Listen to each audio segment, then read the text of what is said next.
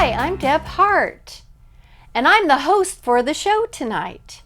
I'm so glad you joined us. If you're looking for a Toastmasters club, I encourage you to check out Gresham Toastmasters. I love my club, and I know that you would love it too. Deb Hart has a nonprofit, and today I have a special story to share with you and a guest. Her name is Delo Fercho. Welcome, Delo Fercho, to the show. Thank you, Deb. I'm so glad you joined me. Thank you. So tell our audience who Delo Fercho is. Well, I'm a 53-year-old breast cancer survivor. I live in West Lynn, and I am a mom. I'm a wife. I've been with my husband for 15 years. Whoop whoop. And I have the sweetest little dog. Everyone, he's a little boy, but everybody thinks he's a little girl because I always get him really cool grooms. Yeah, and then I'm self-employed, and it's really great because I get to work out of my house. So I get to be with my puppy all day long. Very nice. Sounds like you have a pretty good life, Miss Delo. I do. But let's go back to that piece that you said you were a breast cancer survivor. Can you tell me more about that? Well, in 2016, I was diagnosed with breast cancer.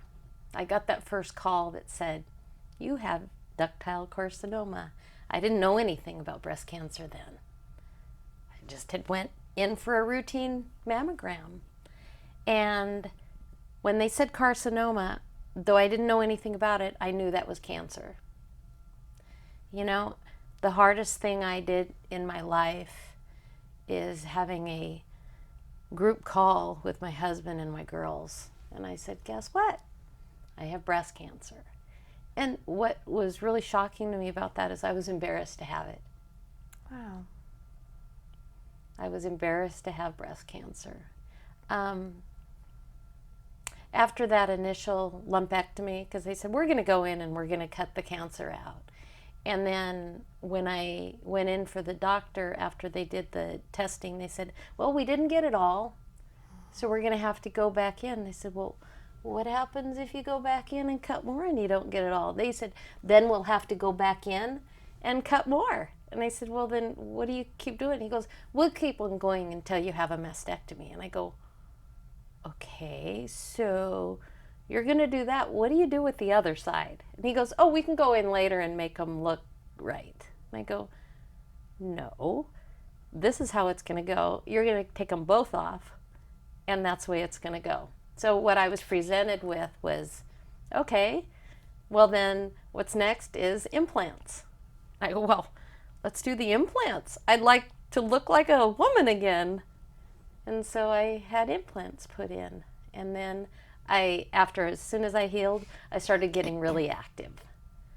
I started doing CrossFit. I started doing, I'd never done CrossFit before in my life until after I had breast cancer. And so I went and did that. And then after I started doing that, then I put myself on a dragon boat team. I heard about an all breast cancer survivor dragon boat team. And I thought, wow, other people that would understand what I'm going through, I'm going to do that. Pink Phoenix, right? Yeah. And so I started competing with Pink Phoenix. And then last summer, it was about April-ish, I guess that's the spring, I started not being able to get in the boat. I started not being able to walk down my stairs. I started not being able to turn my head, and I couldn't eat. And my throat hurt so bad I couldn't eat. So I went to doctor visits after doctor visit after doctor visits, about 25 times. Wow. I was, there was no diagnosis at all. They said, well, maybe you have arthritis, maybe you have lupus, maybe you have all kinds of stuff. Maybe you have fibromyalgia. I don't know, but I can't walk. You're the doctor. You figure it out. So then, in this time, it was last summer, I got this opportunity to go to Pink Sisters. To our retreats. Yeah. That are at no cost to all of our guests. Yeah. We had a lovely weekend together, and I really got to know you then. But keep telling your story. Yeah, and it was so great because when I went there, I was so looking forward to it because I enrolled about 4 other women from my dragon boat team to come with me, and a couple other friends that weren't on the team. And then I was afraid because I couldn't walk. Yeah, you were sick. I actually, because going to the retreat, you need to go down a boat ramp, and I couldn't walk down the boat ramp, and I couldn't be pushed in a wheelchair down the boat ramp. So I thought I wouldn't be able to go. So one of my friends let me go from our car to their boathouse, to their boat. I rode in their boat over to the retreat. I know. What was great about that retreat is I didn't have to do anything the whole weekend. I just got to be pampered the whole weekend. And that was one of the highlights of my last summer, because I feel like I can chalk that whole summer up as, hey, can we just delete this one? Yes. So right after that retreat, I got what I did is I started talking about my issues to other people besides the doctors, and they said, and one of my friends, Mindy, she said, have you ever heard of breast implant illness? I'm like, what's that? And I read a few stories, and all of the symptoms other people had from the breast implants. Wow.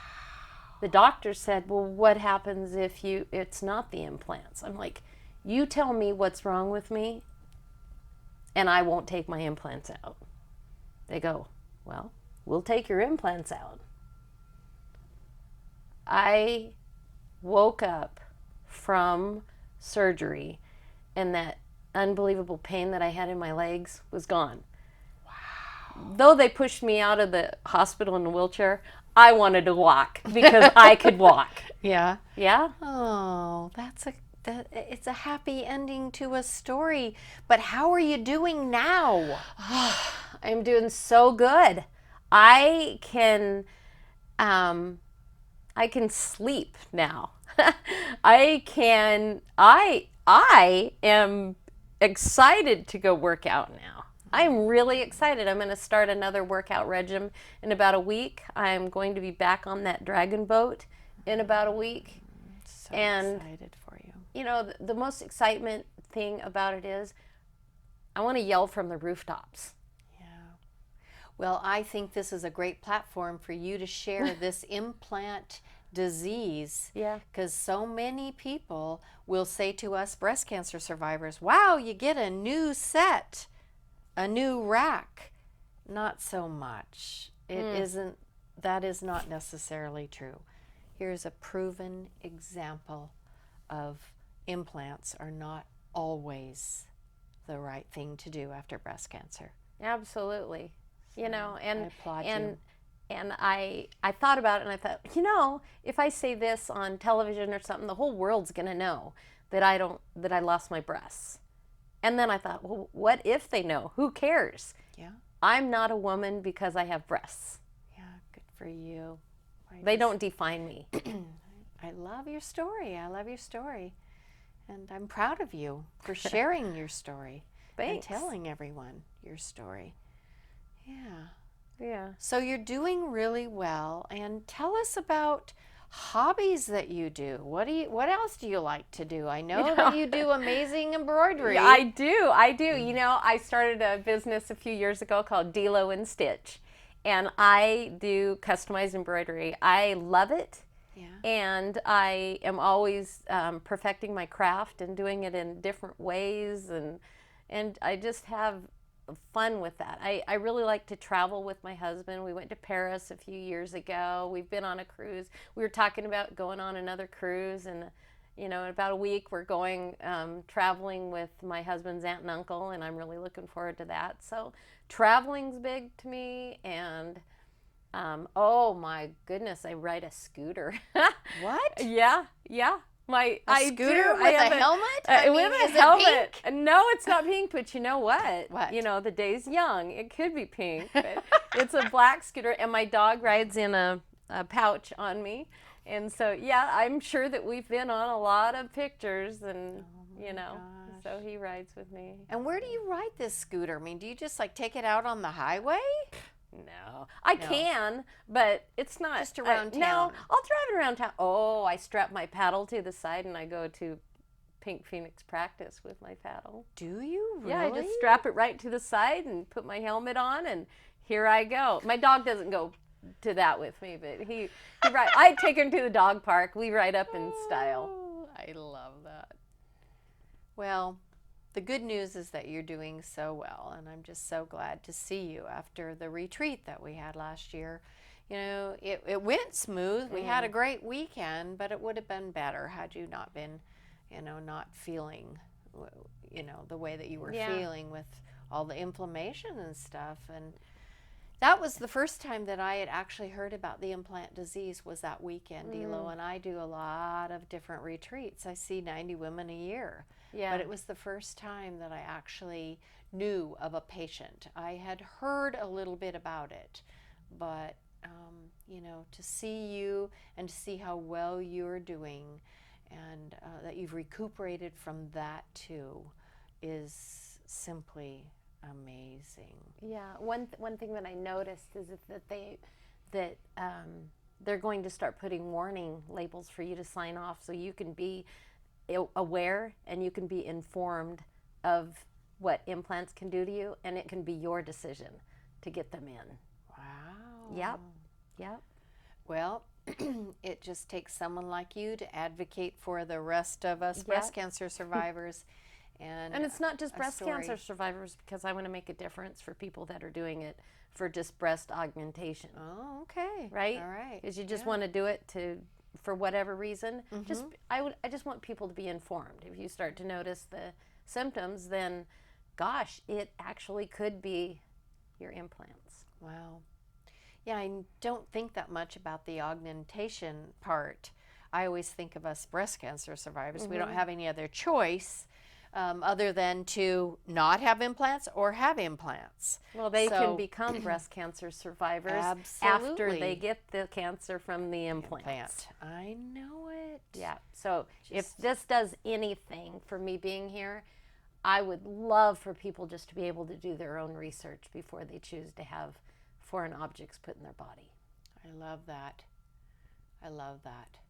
So how can we get a hold of Delo? If there's some viewers who have questions about what we have talked about today, how can they get a hold of you? Well, they could find me they can go through Pink Sistas and get a hold of me. PinkSistas.org. PinkSistas.org, and they can contact you and get a hold of me, or people can email me directly. Okay.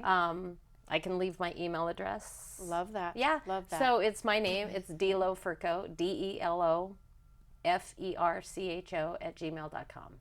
I love that. Thank you so much for sharing your story today and being with us on this show and spreading the word. It's about education, and I think it's really, really, really important. Absolutely. Thank you for having me. You're so welcome. So that's Deb Hart at TV Toastmasters, and thank you so much for joining us, and I look forward to the next time that I host this channel.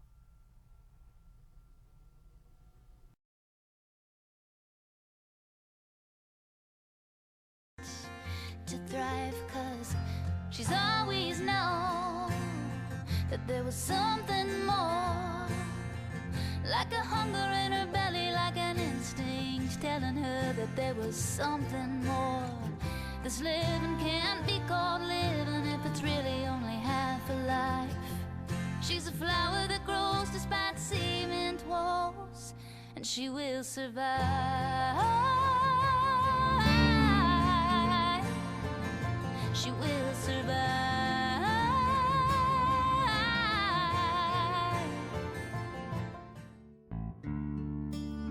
My name is Danielle Cooper. I am a young young survivor of breast cancer. I was diagnosed at 28 years old. I had a 1.5-year-old son and a husband and a full-time job. This picture was actually taken right after I found out that I was diagnosed. My good friend Lauren took it for me to help kind of keep a record of what life looked like pre-cancer. So a little happy family with long hair, but behind those smiles there's lots of worry. Pink Sisters has given me that sisterhood and camaraderie that I really needed, given me connections to other survivors in the area, and provided me with the chance to relax and unwind on a beautiful houseboat in the Columbia River in the state that I love. And it's done a lot of really great things for me emotionally and mentally, and for that I am extremely thankful for Pink Sisters and everything that they've done for me.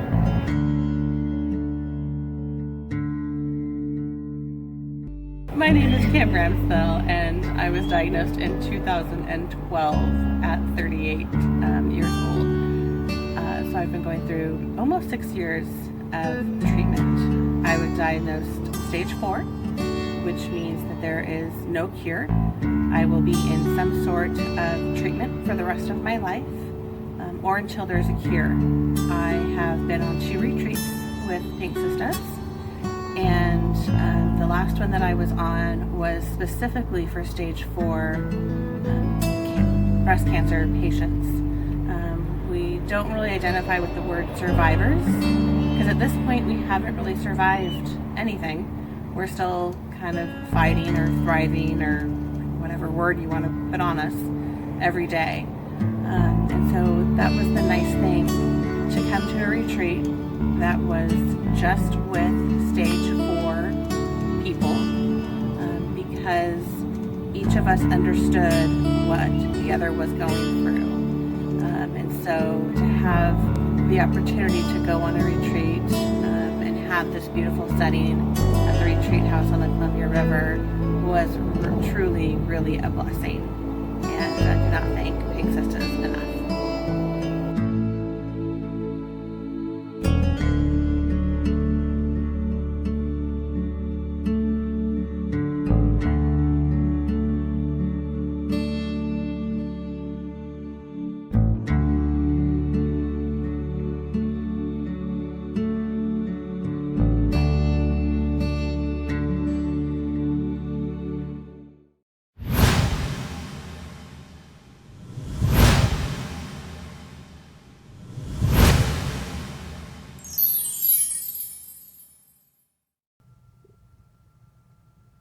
Hi, and welcome to TV Toastmasters. I'm your host. My name is Deb Hart, and I'm from Gresham Toastmasters. I also wear another hat. I am the founder and the director of Pink Sisters. Take a look at our website. I'm here tonight to share one of my friends with you. Her name is Julie Pershing, and she has a business called Gallivant Press. So I'm going to welcome my friend Julie Pershing. Thank you. Thanks for coming and being a part of this TV Toastmasters tonight. So I always like to say to all of my guests, who is Julie Pershing? Well, I am an author, a speaker, and a book writing and publishing coach. And my company, Gallivant Press, is designed to help you get your book in print. Wow. So someone could just actually hit your website and say, hey, I have this idea for a book, and then what would happen, Julie?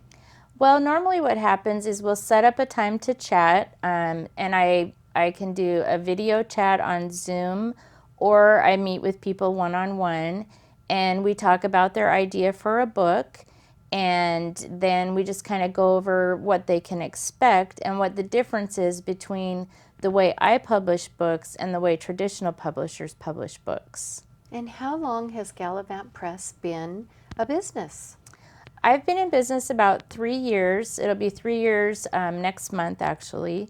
And I've been writing and doing different things with authoring papers and books since I was actually in 3rd grade. I had my first article published.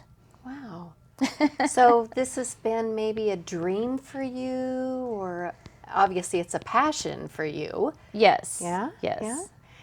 Well, recently I chatted with Julie, and I'm so excited to announce that Pink Sisters is putting a book together. And so can you share with our audience a little bit about that book? We don't have a name for it yet. No, but... not yet. No, I'd be happy to. We are doing a fundraising book, and it's what's called a compilation book.